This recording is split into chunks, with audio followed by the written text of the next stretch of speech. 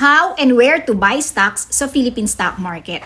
Ang una mong gagawin ay kailangan mo munang mag-open ng account sa isang legit stockbroker. Kailangan makita mo talaga yung legit links ng mga stockbrokers. Makikita mo yan sa Philippine Stock Exchange website. Ilalagay ko na lang yung link ng PSE website dito and then i-check mo yung mga legit stockbrokers. Ang hahanapin mo ay trading participants and then merong mga online brokers doon. Para at least pwede kang makapag-open ng account online. So ibig sabihin kahit OFW ka, kahit nasa ibang bansa ka, basta may internet connection, yung device, whether cellphone or yung computer or desktop, pwede kang makapag-open ng account sa Philippine stock market. Basta complete yung requirements mo.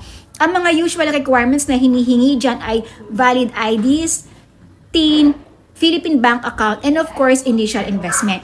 So at least i-check mo na muna yung PSE website para makita mo kung qualified ka doon sa mga requirements or available na yung mga requirements mo. Okay? So sana makapagsimula ka mag-invest ngayong 2025 para naman masimulan mo na mapaghandaan ang iyong retirement or education ng iyong mga anak at para magkaroon ka rin ng extra income or passive income. Salamat, this is Cynthia Fuller.